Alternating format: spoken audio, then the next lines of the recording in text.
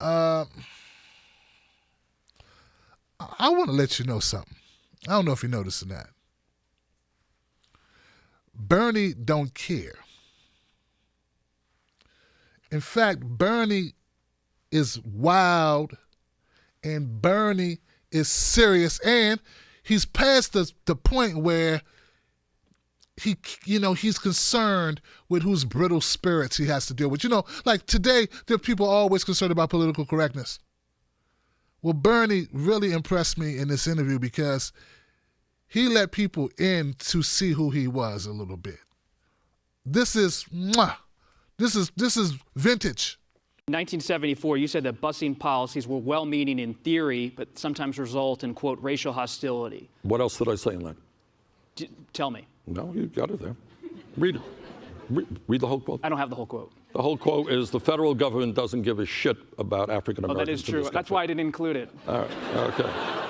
And my point was that I don't think anybody thinks that busing is the solution. What is the solution? What I meant by that quote is that we need to enforce fair housing legislation. I think everybody, whether you're black or you're white, you want your kids to go to a great community school, not to be bused an hour away. That is the goal that we should be striving for. And by the way, we've introduced education, what we call the Thurgood Marshall educational plan, which would significantly improve public education in America and deal with a very serious issue of the growing segregation of schools in American society, something that we have to address very boldly. Was Senator Harris's critique of Vice President Biden fair? I don't want to, Senator Harris will tell you what she wants, and I'm not here to talk about Joe Biden or Senator Harris within that context. All that I know is that we have massive amounts of racial disparity in this country today. And that means that in a country which has enormous income and wealth inequality, we're looking at a nation where the average white family owns 10 times more wealth than the average black family, where infant mortality rates in the black community 2.5 times higher than the white community. Unbelievable. If you're a black woman having a baby today, the likelihood is 3 times greater that you will die than if you're a white woman, where we still have redlining in terms of our financial system, housing segregation. So when I talk about creating an America that works for all people, it means doing away with the systemic racism that exists from coast to coast. Do you feel like if you go into the Democratic National Convention with the lead in delegates, that this system is fair? Or is it still aligned against you in the way you felt it may have been last time? I don't say that it's aligned against me in a paranoid way. We are taking on the establishment. So we're taking on Wall Street. We're taking on the insurance companies. We're taking on the drug companies. We're taking on the fossil fuel industry. We're taking on the prison industrial complex, because I want to do away with private prisons and detention centers in this country. But is the DNC set up in a fair way? Well, we are taking on the 1%. And it is no great secret that within the Democratic Party, there is a corporate wing of the Democratic Party. You'll recall, I think it was last month, that a group called the Third Way. You know what the Third Way is? Third Way is They're moderates. Well, that's one way to describe them. The other way to describe them is they are the Wall Street arm of the Democratic Party. Historically very powerful, right?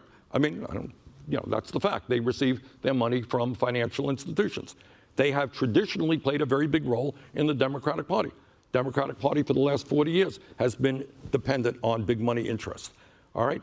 The leadership of the Third Way said that Bernie Sanders is an existential threat to the Democratic Party. Does that suggest that I may be taking on some opposition in the Democratic Party? I think maybe. All right. So what I am trying to do in this campaign is to do something that I must tell you I don't think has been done, at least since Franklin Delano Roosevelt, and that is bring about a political revolution. I want to see the voter turnout substantially increase through working people who have given up on the political process because they don't believe anybody in Congress cares about the pain that they are experiencing. I want to bring young people into the political process. We're having some success in doing that. I want more. So what's more important, the revolution or beating President Trump? How far do you take this? If you're not in the delegate lead, do you still go all the way to the convention? Well, I don't want to speculate as to what will happen, Well, if you're revolutionary, right, you carry on, you go all the way. Look, you're talking two things, all right? Number one, to beat Trump, We need a candidate who is going to run a campaign of energy and excitement, where there's going to be the largest voter turnout in American history, where working class people who said, I'm not going to vote because they're all full of shit, I don't give a damn. We get those people involved because you're going to have a candidate who is prepared to take on the big money interest. By the way, in case you didn't get it, that's Bernie Sanders. Okay. And second of all, we say to the young people that instead of disparaging them, you are the future of this country. And I believe that the young generation today is the most progressive generation in the history of this country. They're beautiful people, but they are hurting. They're going to have a lower standard of living than their parents, which is why, again, I want to cancel student debt. I want to create jobs which pay these people a living wage. Bring those people in. And you know what? When you do those things, you are going to not only beat Trump, we'll beat Trump badly. Poll after poll has many of us, including me, beating Trump right now. We can beat him in Michigan, beat him in Wisconsin, beat him in Pennsylvania, if we get working people and young people involved in the political process. And the only way you do that is when you talk to the issues that are life and death for those constituencies. I love this clip of Bernie Sanders. I think it epitomizes what Bernie can do, how Bernie can connect with the audience. And guys, I just got to say, I was very surprised to see Bernie to be kind of loose with the language and just keep it real. Be willing to have people be a little pissed off, people be offended if they want to be offended. He's talking about the future of this country. And it's important for his passion to show. So people always talk about Bernie's mean. But he means well, and he's mean. If he's mean at all, it's because he's seen so much BS. He's seen so much corporate corruption that, yeah, I think it would tick you off, piss you off to the point where you don't have time. You become impatient with people who are phony, with people who don't mean us any good for the American people. And if you're in that business and you got to be around it and see it, I think at some point we just want to call it out. So I'm glad Bernie is calling it out. I'm glad that Bernie Sanders is keeping it 100. Yeah, somebody said, no, but the profanity. That's up to the individuals. How they feel about Bernie dropping an S. Dropping an S.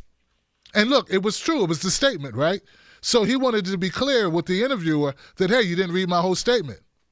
Because in my statement, back then, I was telling the world that the federal government doesn't care about black people. Yeah, that's right. Remember when Kanye West, I don't know if some of you are old enough, but when Kanye West said this about George W. Bush, he was a celebrity, but he became celebrity at another level. Well, Bernie was saying it, 10 years before, 15 years before Kanye West said it. So, and he said it on the record, but so did Kanye.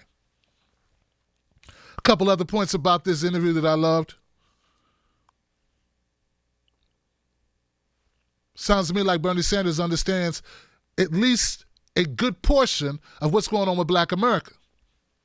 See, I'm under no delusions that black people are happy with Trump. They're not happy with Trump, okay? Not by and large, not most black people. What you see online, you see people like Candace Owens, the other black guy with the channel who probably shouldn't have a show. I don't know why some of these guys, it's just a lane that's opened up. You see the Trump girls, the Trump support girls or whatever, frickin' frack. You see all this stuff. But I'm telling you, in the majority of people's minds, the majority of black folks that are just working people, taking care of their families, trying to make it, trying to put a little bit of money away, trying to keep the car running, they're not excited or they don't feel inspired by Donald Trump, okay? But what they're looking for is they're looking for Bernie Sanders or any candidate. It doesn't just have to be Bernie Sanders. They're looking for any candidate to really speak to the issues that affect the black community. And I like so much, I respect the fact that Bernie Sanders is speaking that language. Now, I know there's some people that will never convince. There are people on Twitter, the blue checkmark crowd. I got a blue checkmark, but I'm not in their crowd. I'm not in their group. They always wonder how I slip in. I got popular on my own steam. I didn't get a job at MSNBC or CNN in order to get my credentials. Here's the thing, guys. You got to admit Bernie Sanders can talk the black issues and black agendas and speak to black pain specifically in a way that he couldn't do in 2016. Oh man, Bernie's talking about infant mortality rate, death rate of moms giving birth. He's talking about education. He's talking about investment. He's talking about issues that really impact black life. In fact, I'm going to say this, and I mean this. Bernie Sanders is talking more true and more real about black issues than Obama was. I said Bernie Sanders is talking more direct about black issues than Obama ever did. Oh, yeah, that one time Obama said, yeah, my son could have been Trayvon. Then he proceeded to do nothing to change anything relating to it.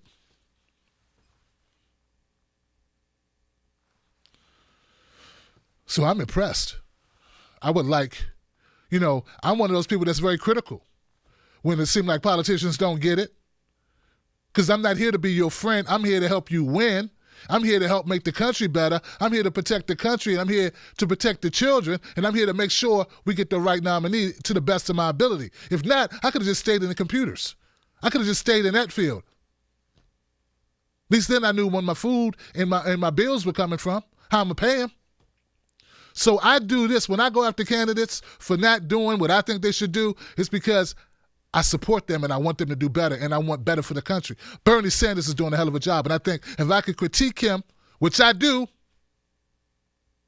then I can applaud him, and I can also applaud his people. Senator Nina Turner, David Sirota, Breonna, and I'm sure there are people that I don't know whose names that don't just rattle off the top of my dome.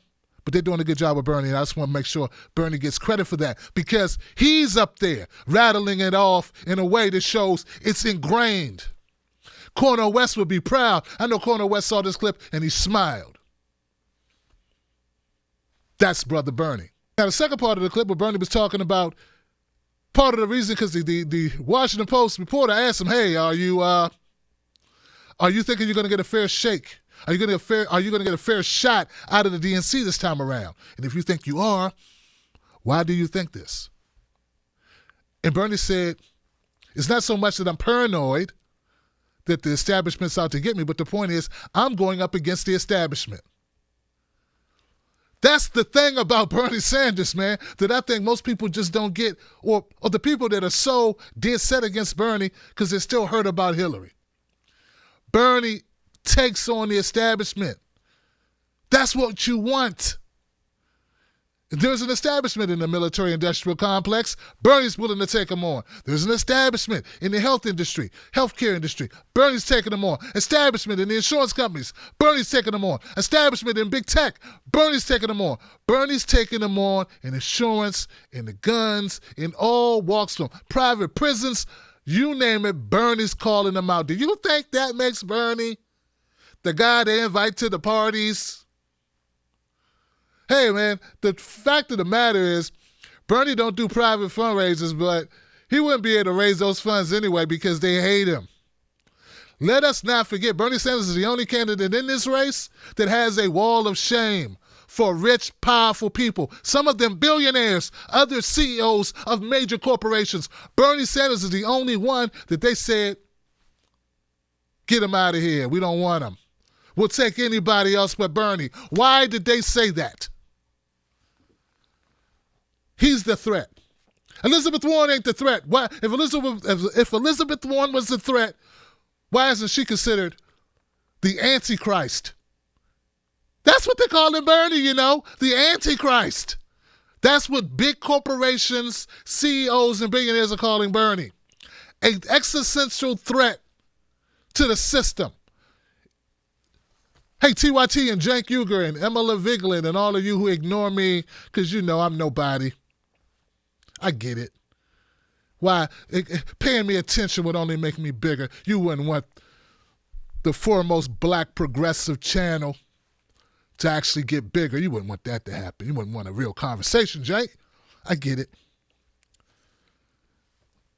If Elizabeth Warren is so great, why isn't she ostracized to the level of Bernie Sanders? I'm just saying, I mean, since there, it was like almost a coin toss between who's best, so I'm going to go with Elizabeth Warren because, well, if she is so progressive, why aren't the CEOs saying, no, Elizabeth, get her out of here? Why is she suddenly so acceptable? If her commitment to progressive issues that are they're directly in opposition to the interests of corporations, which is to make more money, increase their bottom line, increase profit, lower costs, salaries, vacation, health care, cut back on benefits, keep more money, send jobs overseas, pay pennies on the dollar. If that's their goal, why aren't they more pissed off with Elizabeth Warren? Why aren't they putting out information like the Third Way trying to destroy Elizabeth Warren? Why is she immune to them? Why are they okay with her? I mean,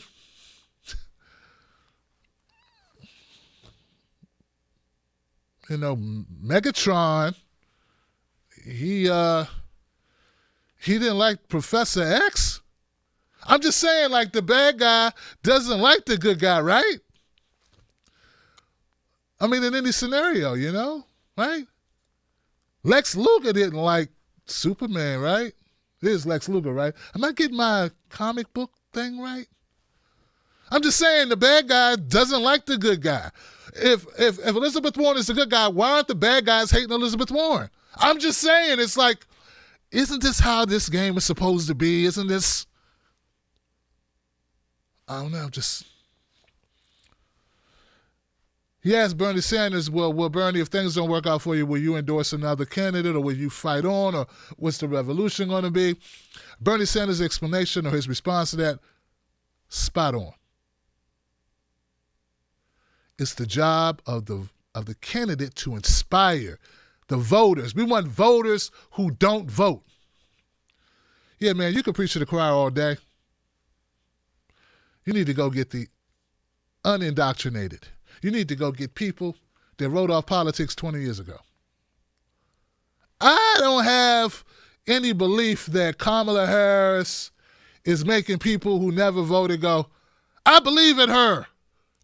She can change our lives. She can lead this country in a totally different direction. I just don't believe that's what they think when they listen to her talk. They may think, oh, it'd be nice to have a black woman in there.